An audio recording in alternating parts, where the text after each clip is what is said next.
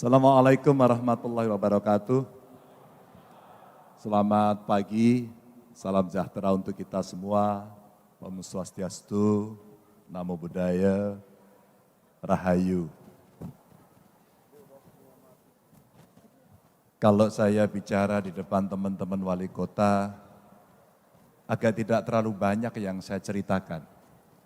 Karena wajah-wajah yang hadir di sini hampir setiap hari saya ikuti aktivitasnya di kota masing-masing.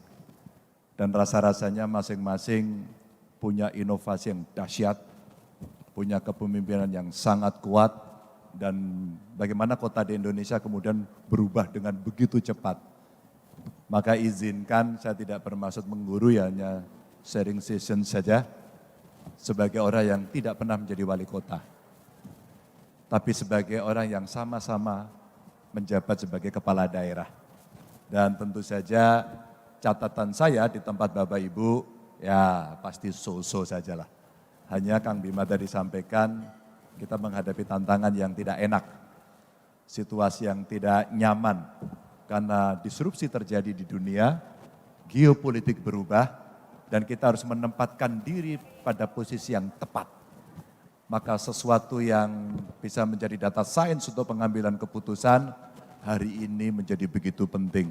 Saya mengapresiasi teman-teman di Apeksi yang tadi acaranya kita lihat di video melibatkan anak muda, mengajak mereka untuk memahami situasi dan bagaimana mereka mau terlibat dan berkontribusi agar tidak apolitis. Karena hampir setiap denyut nadi kehidupan kita sebenarnya politik. Sebenarnya politik. Hanya orang kadang tidak percaya saja bahwa itu terjadi. Bapak Ibu, saya agak kesulitan tema apa yang kemudian Kang Bima berikan kepada saya, Pak Dhani. Lalu saya coba cari bagaimana inovasi desentralisasi otonomi, saya ambil cerita yang di Jawa Tengah. Di tempat lain saya nggak berani cerita. Karena di luar Jawa Tengah saya lihat jauh lebih hebat. Kami selalu belajar aja dari tempat yang lain. Maka next, kalau kita melihat next, saya mencoba yang ini visi misi sebenarnya jamak karena kita semua waktu mau pilkada suruh buat ini. Maka disitulah lokalitas masuk. Maka disitulah prioritas masuk. Maka disitulah segala pemikiran yang mau kita wujudkan masuk. Pasti ada dong, pasti adalah mimpi dari prioritas yang akan disampaikan, ditawarkan kepada masyarakat. Sehingga segala kompleksitasnya pasti akan tetap ada. Tapi waktu saya mau running pertama menjadi gubernur, Bapak Ibu sekalian, saya tanya masyarakat Jawa Tengah, apa problem yang ada di Jawa Tengah menurut Anda hari ini? Apa Bapak Ibu? Yang pertama korupsi. Yang kedua janji politik yang biasanya tidak ditepati. Tidak ditepati itu kalau tidak mencapai target bukan tidak ditepati. Tapi kalau sudah janji kemudian dia tidak eksekusi apalagi dalam perencanaan pembangunan sampai menjadi program, itu bohong.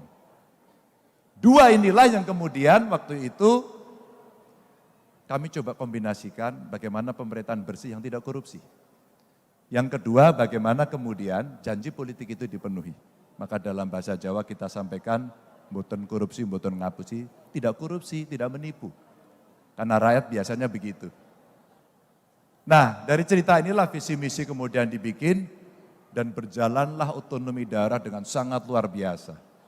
Jadi Pak Dhani tadi membacakan CV, saya pernah di DPR di Komisi Pertanian, tapi saya juga pernah di Komisi Politik, di Komisi 2, dan kita bicara otonomi daerah. Dengan segala tetek bengeknya, dengan segala perkembangannya, mulai dari Undang-Undang tahun 99, direvisi 2004 dan seterusnya. Lanjut. Maka kalau kita melihat Bapak Ibu, mudah-mudahan kebaca tulisannya, next. Operatornya di mana ya? Ya, next. Next itu lanjut ya. Bapak Ibu, waktu itu saya mencoba memahami beberapa persoalan yang ada di masyarakat. Pak Ganjar kalau saya usul kok nggak bisa masuk? Mari kita cek diri kita sendiri. Kita kepala daerah kalau dikritik marah atau terima? Kita, gubernur, wali kota, kalau mau mendengarkan suara masyarakatnya, mereka kita suruh datang ke tempat kita, atau kita berikan fasilitas agar mereka bisa melaporkan. Dua, ketika mereka melaporkan kelakuan kita punya pilihan.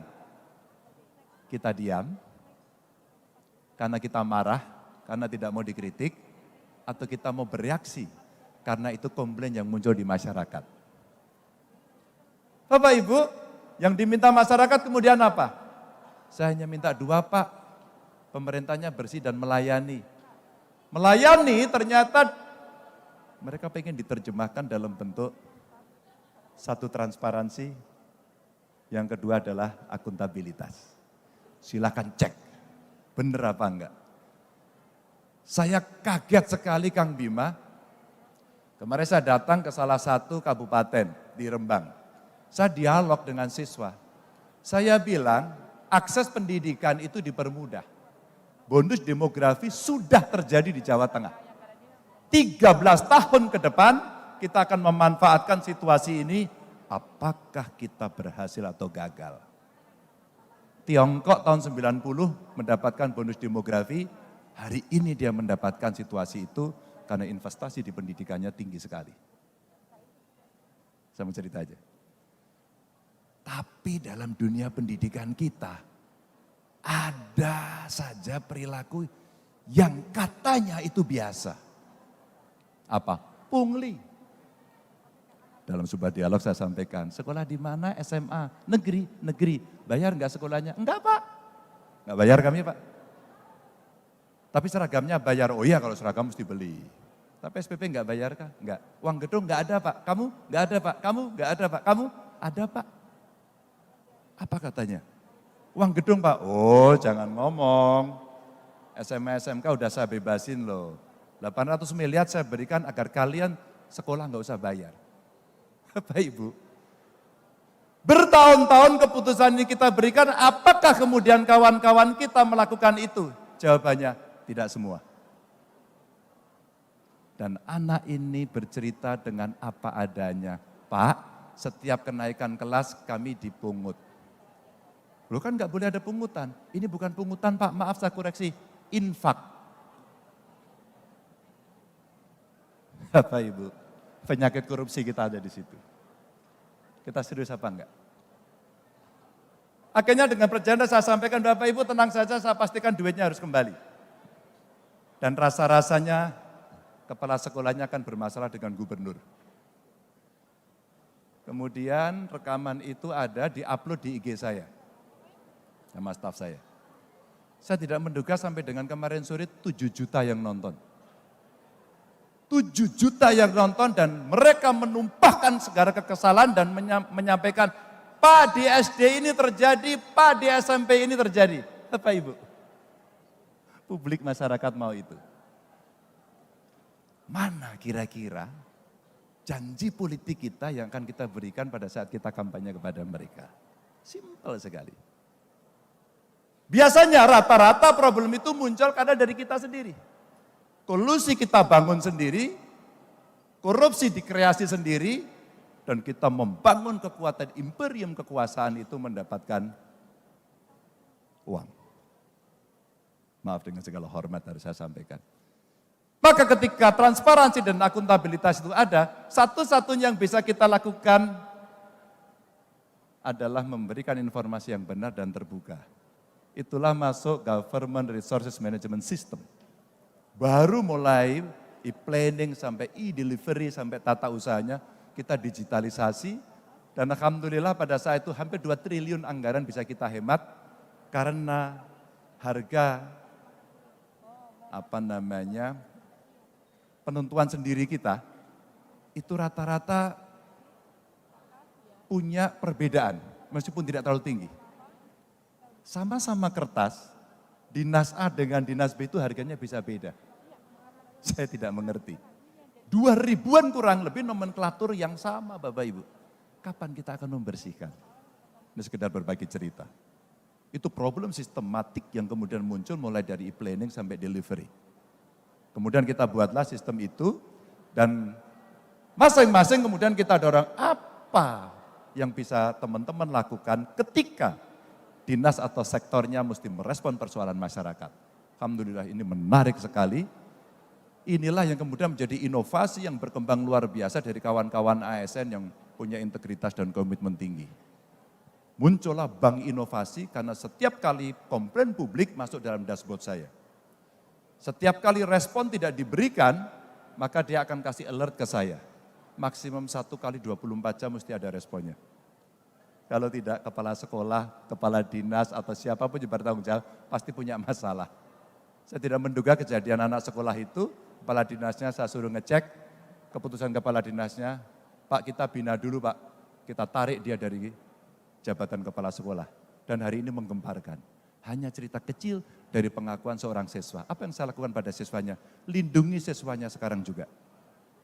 Jangan sampai cerita dia kemudian gurunya ngamuk sama muridnya. Itu biasa yang terjadi. Bapak Ibu, ini segar cerita saja.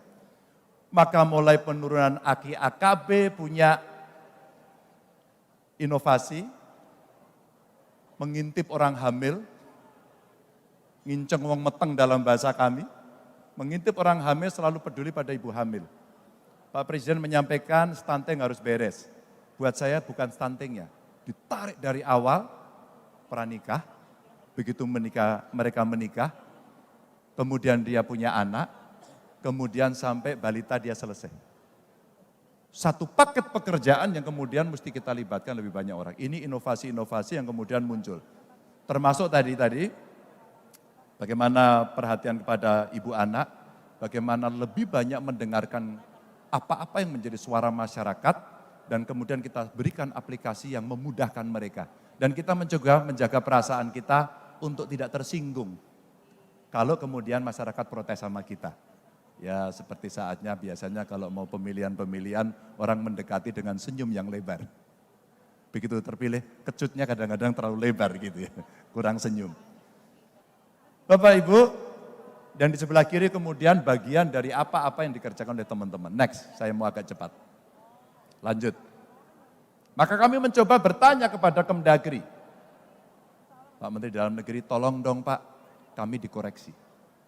Kalau kemudian dengan seluruh indikator ini harus saya kerjakan, kalau ada yang kurang, apa sih Pak yang harus kami lakukan? Maka mulai bagaimana fungsi pemerintahan bisa berjalan, biasanya di Kemdagri pakai scoring.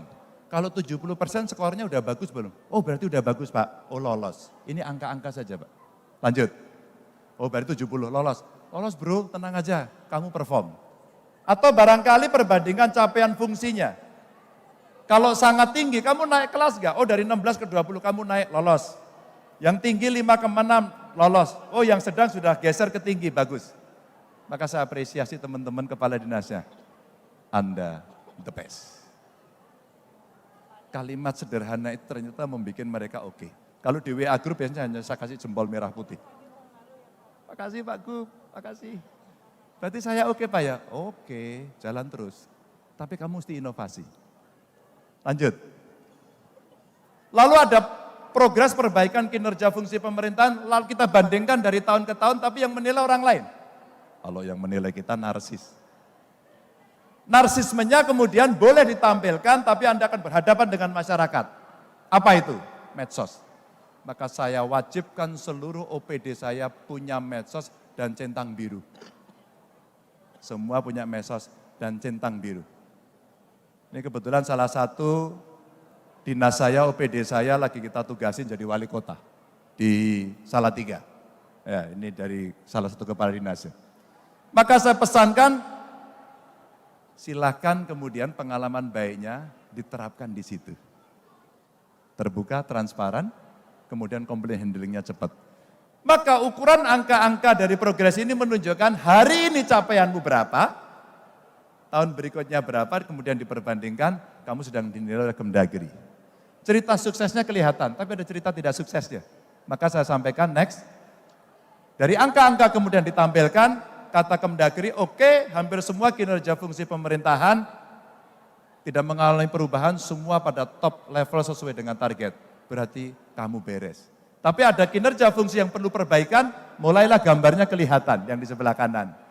Mulai kita cerita penanaman modal, oh iya Pak, begitu COVID kemarin kurang, oke. Maka targetmu sekarang mesti kamu tingkatkan karena sekarang sudah tidak ada yang pakai masker lagi. Apa artinya nggak boleh ada alasan lagi. Investasi kemudian mesti didorong tidak hanya mempermudah izin, tapi menjemput pasar. Tidak lagi pada pasar dalam negeri, tapi masuk luar negeri. Maka kepala dinas saya, Bapak Ibu, saya kasih nomor telepon para duta besar, dan kita biasakan mereka untuk berkomunikasi langsung dengan para duta besar. Sehingga pasar-pasar tradisional mulai kita tinggalkan. Apa itu pasar tradisional? Biasanya kita ke Amerika, kita ke Eropa, kita ke Tiongkok. Kenapa kita tidak ke Afrika? Kenapa kita tidak membuat satu kreasi investasi kerjasama dengan sana? Ini yang kemudian komunikasi kita lakukan dan kemudian capaian-capaian yang masih bolong itulah yang menjadi tugas mereka. Maka achievement motivation-nya diukur dari indikasi ini. Lanjut. Maka kemudian angka-angka ini, garis-garis ini menunjukkan, nggak usah dibaca jelimet-jelimet Bapak Ibu, tenang saja. Sambil mohon maaf, silakan barungkonya dicoba dulu Pak. Agak manis sih itu, tapi nggak apa-apa. Nanti setelah dari Makassar, nggak usah makan gula lagi. Tapi hari ini boleh. Barungko itu makanan yang paling saya suka. Yang paling saya suka. Jadi kalau kesini saya cari barungko dulu Pak. Maaf Pak, hampir 5 tahun lebih saya dikasih gelar Daeng Manabah. Jadi hari ini saya jadi orang Makassar. Bapak Ibu, ini ceritanya. Pertumbuhan ekonomi rata-rata ternyata mengikuti apa yang terjadi wave-nya dari pusat. Tapi kita ngikuti terus. Peran para wali kota, para bupati menurut saya luar biasa. Nah, kalau ada gubernur ngomong, itu kerja saya, bohong. Bohong. Gubernur itu wilayahnya di tengah. Maka kalau saya mengatakan gubernur itu like a bridge. Di bawah ada kawan-kawan bupati wali kota, di atas ada presiden. Maka segala sesuatu yang tidak pernah bisa selesaikan, maka gubernur yang harus menyelesaikan. Sebuah kejadian menimpa Jawa Tengah. Kejadian menjadi viral di mana-mana, karena saya menjadi tertuduh utama. Pembuatan bendungan bener di Purworejo yang kemudian menjadi terkenal dengan kasus Wadas. Dan itu menjadi stempel hitam. Satu aja saya bilang sama kawan-kawan saya, biasalah menghadapi persoalan, jangan lari dari persoalan. Begitu persoalan itu muncul, sebuah ketakutan, kadesnya tinggi. Bupatinya saya telepon, bro, kenapa ini? Anu Pak Ganjar, itu ada persoalan. Iya, tapi siapa yang harus menghadapi langsung? Ini proyek punya pemerintah pusat. Dari PUPR, Balai Besar. Ini bendungan nanti tertinggi. Ini akan menyelesaikan satu pengendalian banjir, 2 suplai air, dan kemudian derivat turunan dari proyek itu. Nilainya gede banget dan sudah belasan tahun tidak pernah bisa berhasil. Dan kita lobbynya sudah setengah mati untuk bisa mendapatkan ini. Kenapa kita tidak bisa bertugas? Tentu ada yang pro, ada yang kontra. Tapi begitu tindakan agak represif muncul, videonya muncul, satu pun tidak ada yang terbiasa mengatakan, siap, saya salah dan saya bertanggung jawab. Tidak ada Bapak Ibu.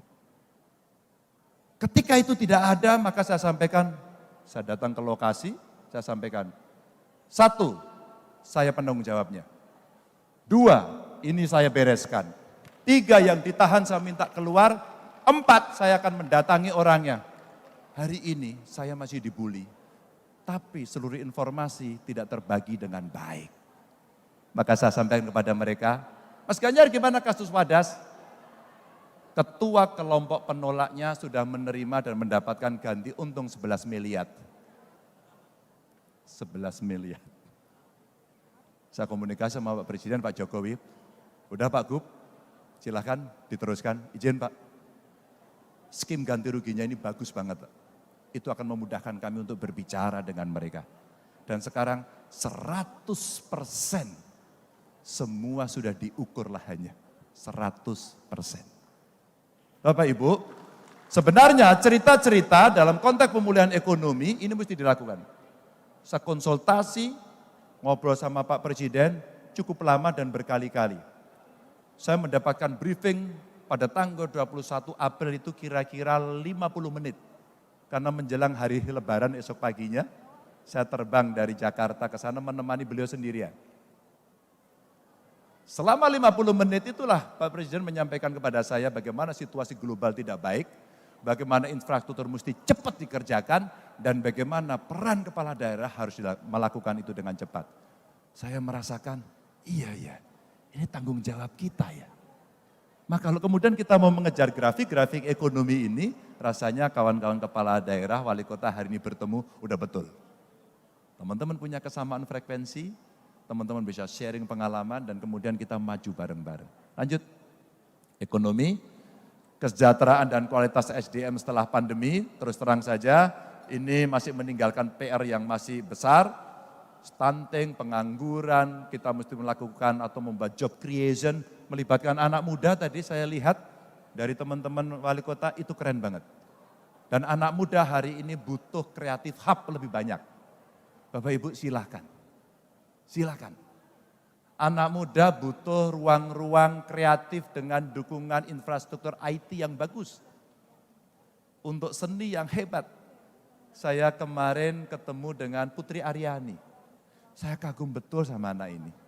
Talentanya luar biasa. Ada berapa Putri Aryani di Indonesia yang bisa menggemarkan America's Got Talent dan mendapatkan Golden Buzzer di sana? Ada berapa? Kalau kita punya 10 saja Bapak Ibu sudah menggoncangkan dunia dari sisi seni, belum dari sisi olahraga. Nanti yang science lah silakan.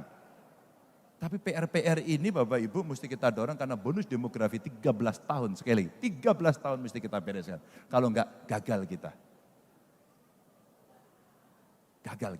Ini kita mesti sangat serius. Maka rasanya kita lebih pada skill, expertise, keahlian, atau pada ijazah.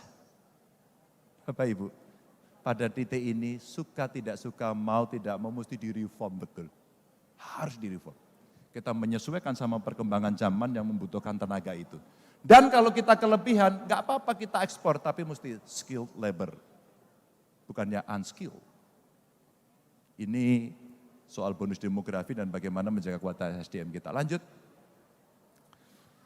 Serapan tenaga kerja tadi dan kelayakan upah ini berimbang mengikuti pekerjaan, tapi ukurannya satu, berapa kinerja yang bisa kita lakukan dan berapa keterampilan yang dibuat. Maka ketika Pak Presiden memerintahkan saya, Pak Gubernur di Jawa Tengah ada enggak tempat yang bisa kita jadikan sebagai sebuah contoh? Jadilah Batang. Kawasan industri Batang, kita kompetisi dengan Vietnam, 9 bulan kita kerjakan bisa dengan cepat, tapi Pak Presiden izin ini akan ada problem SDM. Maka kita buatkan vocational school di sana dan kita siapkan mereka nanti untuk masuk ke kawasan ini. Bapak Ibu, sebenarnya simpel tapi kita butuh contoh. Kalau nggak ada contohnya, seeing is believing. Nggak ada contohnya dia nggak mau melakukan. Lanjut. Kapasitas Pemdanya lanjut aja, ini soal pajak, penarikan dan berikutnya. Nah, berikutnya ketika kemudian kemampuan tidak sama, maka mau tidak mau pemerintah mesti melakukan intervensi, itulah subsidi. Dan hari ini problem besar kita ketika kita punya problem El Nino, lalu nanti problem pangan. Sayang, saya sampaikan pada DPR RI, ini ada anggota DPR RI juga di sini, tapi komisinya sayang tidak di komisi 4. Saya sampaikan Pak, pupuk kita subsidinya jangan dipotong. Hari ini petani sekarang mengalami kesulitan itu semua. Hampir sekali saya kira di tempat Bapak Ibu juga. Tapi karena kota tidak banyak pertaniannya, maka banyak sekali hari ini yang tidak bisa tercover. Saya sampaikan waktu itu, mungkin Bapak Ibu melihat fotonya, ada Pak Jokowi, ada saya, ada Pak Prabowo di tengah sawah. Orang bilang itu bicara politik, padahal iya. Politik pertanian maksudnya, ada Pak Sarul juga di sana. Dan kita bicara bagaimana soal pupuk kita selesaikan. Pak Presiden bilang, itu loh Pak Gubernur, maka PIM-nya di Aceh kita hidupkan lagi. Bapak Ibu, ini problem serius yang hari ini muncul. Subsidi antara lain untuk pendidikan, untuk kesehatan, untuk pertanian, suka tidak suka, mau tidak mau. Maka saya sampaikan, kalau kemudian kita mau membuat prioritas belanja untuk subsidi, yuk kita dorong yuk. Yang pertanian kita berikan fasilitasnya, tapi ya sapotran kita jaga, tapi ya achievement-nya kita dorong. Saya bayangkan, oh IPB, Institut Pertanian. Pak, saya mau sawah kita itu kalau ditanami padi minimum harus 7 ton. Bagaimana caranya? Ilmunya di kalian, saprotannya dari kami, modernisasinya dari kami, off-takernya Bulog, dan seterusnya. Masa kita kalah sama Thailand? Tugasin aja, ada BRIN, ada kampus, ada perusahaan, tugasi. Dan ini pekerjaan pertanian semusim. 3 bulan sudah cukup. Maka kalau 2 kali saja dalam 1 tahun sebenarnya sudah ada hasilnya. Bapak Ibu, ini menggandengkan. Lanjut. Terus, nah ini. Yang sifatnya lokal sudah, tapi Bapak Ibu, di luaran ngeri sekali. Saya yang tidak terbaca, saya mau bacakan saja. Biar Bapak Ibu agak enak nanti coba membaca. Yang kuning-kuning itu ada masalah di bagian utara bumi ini. Mana itu? Rusia, Ukraina. Oke, itu ada masalah. Yang hijau-hijau itu adalah negara OPEC, di mana mereka memproduksi minyak dan energi menjadi perusahaan besar. Renewable energy kita belum jalan. Green energy, blue energy, ya belum berjalan, mohon maaf. Dan kita skornya masih sangat rendah. Tapi kita punya peluang. Maka saya katakan, hilirisasi dari industri, termasuk yang di Batang itu adalah teknologi baterai. Nikelnya kita punya, saya kira tempatnya di Sulawesi, yang paling banyak. Hilirisasinya belum, SDN-nya belum, tapi kalau buat baterai, masih ada komponen yang belum kita dapat. Maka Pak Presiden kemarin ke Australia menemukan itu. Kalau ini bisa join, sebenarnya kita akan punya energi alternatif dan kita bisa menjadi juara dunia. Maka saya senang waktu Pak Presiden bicara begini. Pak, kita akan kalah di WTO, kita lawan. Mantap. Kita lawan. Kita banding, tapi hilirisasi mesti dibereskan hari ini. Mesti dibereskan hari ini, enggak bisa menunggu. Sama dengan infrastruktur, makin ditunda harga tanah makin mahal. Maka indeks dari tekanan rantai pasok global pada saat terjadi COVID goyang semuanya. Semua goyang. Saya punya petani porang, sekarang nggak bisa ekspor. Terus kemudian sarang burung walet hari ini terhenti. Ya masih ada tapi belum bisa semua. Furniture kita baru mulai menggeliat, Bapak Ibu. Maka market baru mesti kita ciptakan. Itulah yang saya bilang tidak lagi masuk pada pasar tradisional tapi menciptakan tempat-tempat yang baru. Lanjut. Ini disrupsi rantai global. Dan ketidakpastiannya masih kelihatan, maka kalau kita lihat dari indeks mulai dulu tahun 90-an ada perang Teluk, kemudian resesi di Amerika Serikat setelah 9 September, terus kemudian ada perang Irak dan kemudian pandemi SARS waktu itu, SARS dulu ya. Lalu ada krisis financial global, terus kemudian ada polemik fiskal di Amerika dan krisis utang pada saat itu di Eropa. Ini grafiknya nggak karu-karuan. Nah puncak yang tertinggi kemarin negosiasi perdamaian perang dagang Amerika Serikat dan Tiongkok. Kita sebenarnya pernah mendapatkan keuntungan. Ketika Amerika tidak mau membeli produk Tiongkok dan Tiongkok tidak mau membeli produk Indonesia, Tiongkok beli produk Indonesia dan Amerika beli produk Indonesia. Momentum yang sebenarnya bisa kita ambil. Maka itulah peran para diplomat kita, para duta besar kita untuk kita tugaskan dalam fungsi ekonomi. Dan kontestasi geoekonomi inilah yang hari ini Bapak Ibu kita ditugaskan. Kepala daerah harus mikir itu enggak? Ya iyalah. Maka kita dalam satu rantai pemerintahan level pusat, provinsi, kabupaten, kota ini memang harus ada satu yang kita mendapatkan well informed dengan data yang presisi. Ya, dan Indonesia harus melakukan terobosan, enggak bisa enggak. Maka saya senang kemarin yang sifatnya pasar-pasar baru diciptakan. Saya kira Pak Presiden kemarin cukup intens dengan Uni Emirat Arab umpama. Investasi juga gede-gede banget gitu kan. Di Tiongkok masih jalan, Amerika masih masuk. Dan kebetulan beberapa bulan terakhir saya ketemu dengan para tamu-tamu asing itu dan mereka menyampaikan luar biasa. Terakhir Korea. Ibu-ibu penggemar drakor angkat tangan. Oke. Bapak-bapak, ibu-ibu penggemar K-pop angkat tangan. Penggemar Blackpink ada? Penggemar BTS? Ada para ARMY di sini? Blackpinknya udah ada nih. Blackpink. Pak tahu ARMY enggak Pak? Tahu Pak? Enggak ya? Cucunya tahu Pak pasti.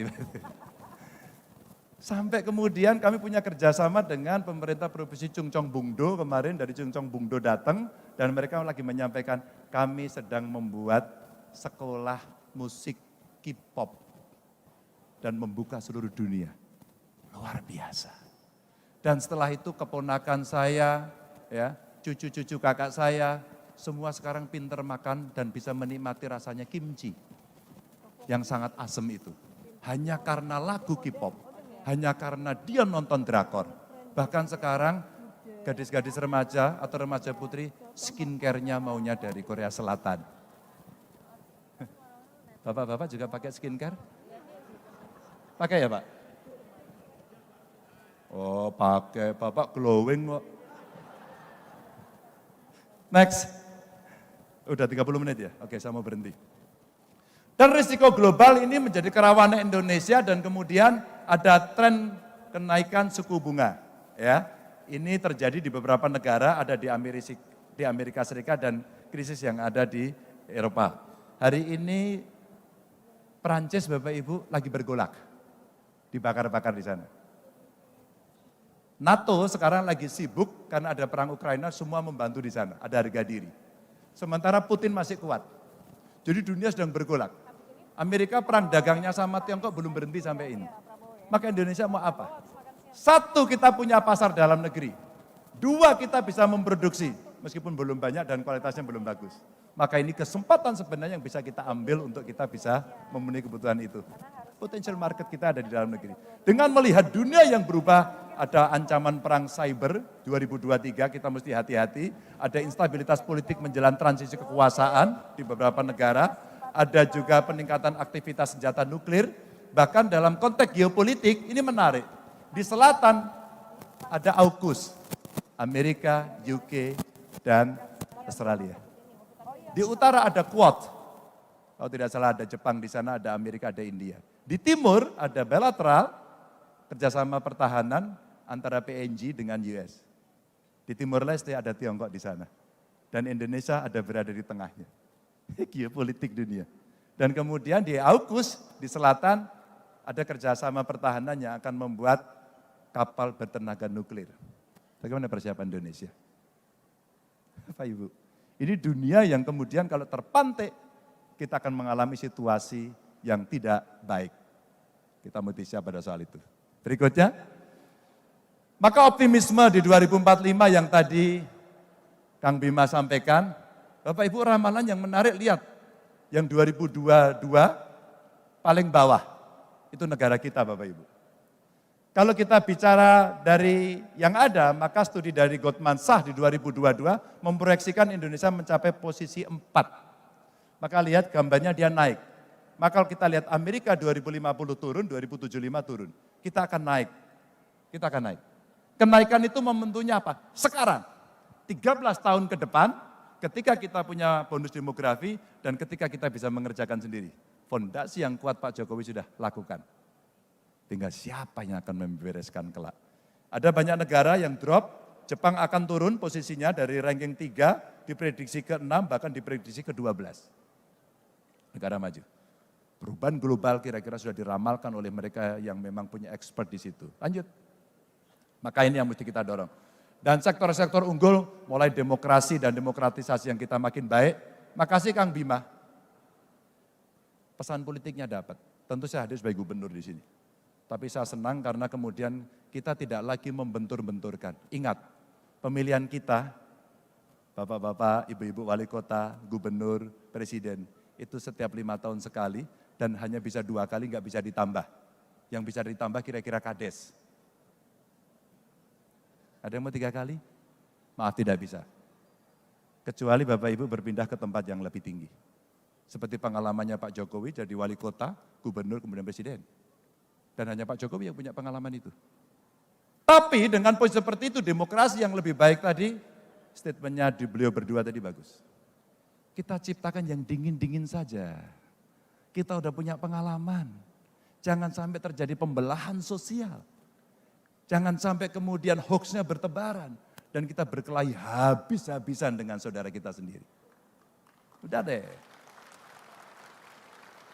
Dengan segala hormat saya sama Pak Prabowo, saya pernah menjadi jurukamnya beliau. Ketika Mega Prabowo, kami kalah. Pada saat kemudian harus bertanding, Pak Jokowi dengan Pak Prabowo, 2 kali saya menjadi jurukamnya Pak Jokowi dan menang. Dan kami berkomunikasi sampai dengan hari ini baik-baik saja, maka di Kebumen foto kami bertiga tersebar dan kami bercanda. Bahkan videonya Pak Prabowo ngangkat tangan saya dan kami bercanda. Dengan Mas Anies, teman saya saat kuliah. Kami berteman lama sekali. Maka kalau ledek-ledekan, kita ledek-ledekan gaya mahasiswa waktu di UGM dulu. Asik-asik aja kan? Dan waktu naik haji kemarin kami bareng-bareng satu hotel, tiap hari makan sarapan bareng, kita bercanda sekali. Apa yang mau kita sakiti dari kawan-kawan kita? Apakah yang sakit nanti tidak masyarakatnya?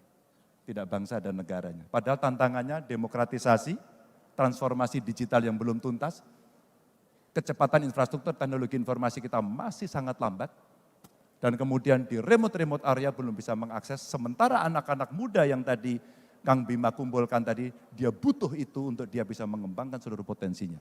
Apakah tidak itu yang lebih baik kita pikir? Karena kontestasi 5 tahunan itu adalah loyalitas 5 tahunan. Besok kita akan berjumpa lagi atau kita akan lawan lagi. Apa yang terjadi? Pak Prabowo dan Mas Sandi ikut dalam pemerintahannya Pak Jokowi, dan kita harusnya berpikir itulah damai, itulah peace, itulah kita mesti membangun yang ada. Sedangkan kita ditantang pada ekonomi hijau dan ekonomi biru yang kemudian kita harapkan kita bisa naik karena skor kita masih rendah. Mudah-mudahan cukup menjelaskan agar kita bisa bersikap dalam persatuan Indonesia. Assalamualaikum warahmatullahi wabarakatuh.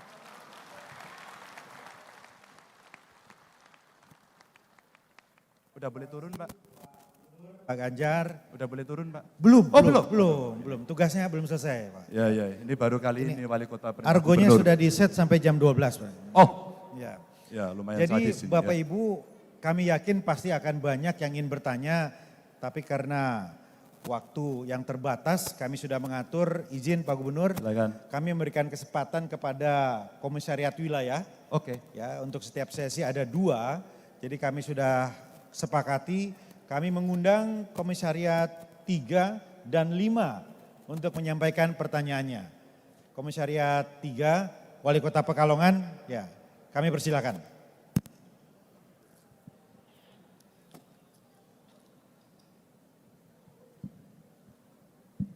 Assalamualaikum warahmatullahi wabarakatuh. Mohon izin Pak Ganjar, Pak Bima, Pak Dhani. Tadi sudah disampaikan paparan. Ini sebenarnya nggak pas ini. Ngapain wali kota Jawa Tengah tanyaan sama gubernur Jawa Tengah ya? Oh ini gubernurnya ya? Wah, Kayaknya ini wali kota saya soalnya. ya. Tapi oke. Silakan Pak Wali. izin. Ya, mungkin secara konteksnya beda ini mungkin Pak Ganjar ya, Pak Gub ya, atau Pak Gub atau Pak Ganjar ya, saya jadi kikuk ini manggilnya. Ya, konteksnya mungkin tadi sudah dipaparkan tentang ekonomi, tentang infrastruktur, pertumbuhan dan sebagainya. Ini mungkin lebih kepada konteks yang lebih umum, lebih global, yaitu konteks tentang perubahan iklim. Ya, perubahan iklim yang terjadi terutama di Indonesia, terutama di kota-kota pesisir yang dekat pantai. Kalau Makassar sih tidak ya, tetapi Pekalongan ini juga terdampak, Pak Gub. Nah ini nanti langkah apa yang akan dilakukan oleh calon presiden ke depan, insya Allah. Langkah apa yang akan dilakukan untuk menghadapi perubahan iklim tersebut. Demikian, wassalamualaikum warahmatullahi wabarakatuh. Perubahan iklim, masalah global warming, sampah dan lain-lain. Izin satu lagi Pak. Boleh. Ya. Boleh. Kami persilakan Komwil 5. Sambil menunggu pertanyaan, ini bisa Wali di Zoom Kota nggak ya? Pontianak. Bisa di Zoom nggak ya paparan saya? Tadi sudah disepakati Komwil 5. Khusus yang ekonomi hijau dan Ya. ekonomi biru bisa Mohon maaf, ditampilkan. Banjarmasin ya. Banjarmasin. Pak Banjarmasin. Ibnu Sina. Banjarmasin atau Ganjarmasin, Pak? Ganjarmasin. Kadang-kadang ada yang salah antara Pranowo dengan Prabowo. Hanya beda huruf. Ya izin Pak Ketua. Assalamualaikum warahmatullahi wabarakatuh. Pak Gubernur, kami dari Pulau Kalimantan itu Komwil 5, ya, ada 9 wali, ada wali Songo di Pulau Kalimantan. Tadi menyepakati terkait dengan pertanyaan ini Pak Gubernur. Pulau Kalimantan ini kan penduduknya hampir 20 juta. Enggak ada apa-apanya lah dengan Jawa Tengah gitu ya. Karena hampir separuh Jawa Tengah mungkin. Ya, Ada lah sehingga- Pak, masa nggak ada apa-apanya? Di sana hebat-hebat semua Pak. Baik, tetapi sumber daya alamnya sangat luar biasa. Nah, oleh karena itu, bagaimana mengelola Pulau Kalimantan untuk kedepannya dengan sumber daya alam yang melimpah, tetapi tetap tidak menimbulkan kesenjangan antara pusat dengan daerah. Selama ini kan 80-20. Nah, kami minta ya 50-50 lah, jangan pembagiannya 20-80, gitu aja mungkin. Nitip itu aja Pak Ganjar, terima kasih banyak. Makasih. Cukup, Pak Dhani. Udah, Kang. Saya mau dari Wali Kota Pekalongan dulu, kenapa saya minta di Zoom. Ini tadi saya jelaskan terakhir dari ekonomi hijau. Ini ada kaitannya dengan global climate change. Kalau boleh sedikit saya bacakan, sebenarnya posisi Indonesia pada Green Future Index kita, itu urutannya ke-70 dari 76 negara. Lumayan ya, maksudnya tidak terakhir. 70 dari 76 negara, ini maksudnya. Ini saya ceritakan. Dan ini nilainya kira-kira 3,68 dan Indonesia ini terpaut cukup jauh dari rata GFI dari global yang sebesar 4,82. Dan ini Indonesia Bapak Ibu, ini nilainya di bawah rata dunia, maka PR-nya besar. Apa yang dialami oleh teman-teman di sekitar Pantura Jawa, mulai dari paling barat sampai dengan paling timur, adanya land subsidence. Saya terima kasih pada para wali kota yang berani untuk mengambil keputusan hebat. Hentikan pengambilan air tanah. Kita mesti bisa melakukan penegakan hukum dengan sekali lagi berani. Kejadian di Semarang saya harus bertengkar dengan sangat keras baik oleh pemerintah pusat maupun yang ada di bawah. Untuk apa? Jangan izinkan. Saya berkali-kali, jangan izinkan. Maka seringkali tata ruang musuhnya adalah tata uang. Alasan investasi atau disuap. Maaf ini saya bicara terbuka. Maka pada saat itu ketika kita tidak menata wilayah ruang dengan sangat baik, maka land subsidence akan terjadi. Global climate change yang kemudian muncul, kalau kita tidak berkontribusi tidak bisa. Posisi Indonesia yang terakhir kemarin menjadi presidensi ASEAN, mestinya dalam konteks kawasan kita bisa menyuarakan carbon trade. Carbon trading ini sebenarnya yang kita bisa jadikan sehingga Barat akan menghormati kita dan kemudian tidak hanya menunjuk bahwa kita selalu salah. Tidak. Bapak Ibu, dengan angka-angka ini maka ya dari semua dimensi yang ada, maka dua nilai paling rendah dari urutan yang ada, maka kebijakan iklim yang sebesar 2,67 dan transisi energi 3,1 yang masih rendah ini, hari inilah yang kita dorong. Maka kenapa tadi saya contohkan WADAS. Itu tidak hanya untuk pengairan dan pengendalian banjir, tapi sebenarnya untuk energi. Ini contoh aja. Daripada kita maaf, batu bara kita banyak ya, dan banyak orang kaya karena batu bara. Tapi kalau itu tidak kita geser, segera, maka kita akan mengalami kerusakan yang lebih parah. Emisi gas buangnya pasti akan bahaya. Bapak Ibu, ini yang terjadi. Ya. Maka kemudian peningkatan tersebut yang relatif sangat lambat, mesti dengan kebijakan. Agar kemudian global climate change-nya ini betul-betul ada dua. Satu negosiasi internasional, dua kebijakan dalam negeri. Maka beberapa pengalaman area mengalami land subsidence, saya sampaikan, mari kita sosialisasi, mari kita berembuk dengan masyarakat, kita ajak dialog yang cukup intens dan tidak sebentar, karena butuh waktu yang lama, untuk kemudian bisa menjelaskan. Pengalaman saya menangani WADAS itu ternyata hanya butuh menjelaskan, karena literasi kita sangat rendah pada banyak hal. Ternyata dengan intensitas seperti itu saya kirim orang untuk live in di situ, berhasil. Maka dengan global climate change pun sama. Bapak Ibu, ditata ruangnya ya, saya lagi menegosiasi nih. Untuk kemudian memindahkan orang-orang yang sudah terlanjur tenggelam di situ.